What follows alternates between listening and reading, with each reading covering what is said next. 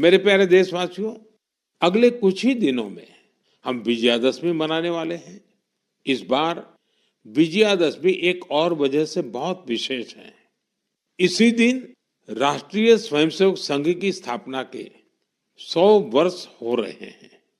एक शताब्दी की ये यात्रा जितनी अद्भुत है, अभूतपूर्व है, उतनी ही प्रेरक है।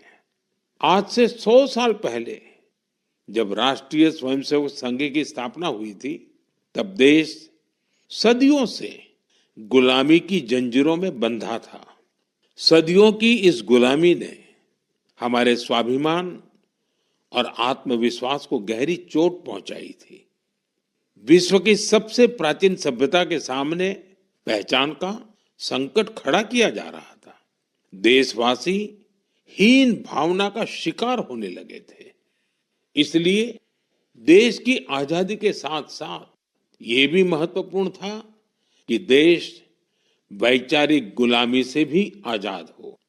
ऐसे में परम पूज्य डॉक्टर हेडगेवार जी ने इस विषय में मंथन करना शुरू किया और फिर इसी भगीरथ कार्य के लिए उन्होंने 1925 में विजयादशमी के पावन अवसर पर राष्ट्रीय स्वयंसेवक संघ की स्थापना की।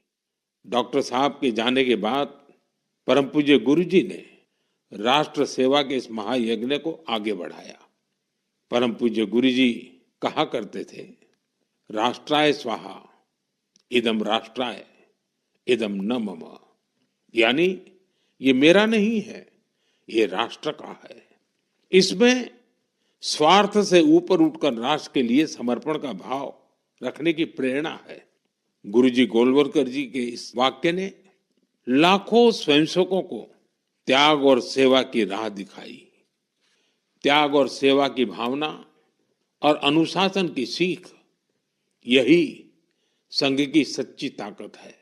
आज आरएसएस 100 वर्ष से बिना थके, बिना रुके राष्ट्र सेवा के कार्य में लगा हुआ है।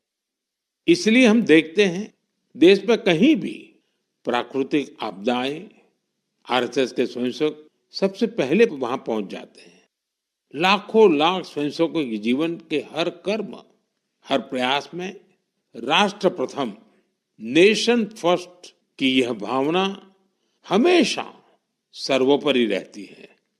मैं राष्ट्र सेवा के महायज्ञ में स्वयं को समर्पित कर रहे प्रत्येक स्वयंसेवक को अपनी शुभकामनाएं अर्पित करता हूं।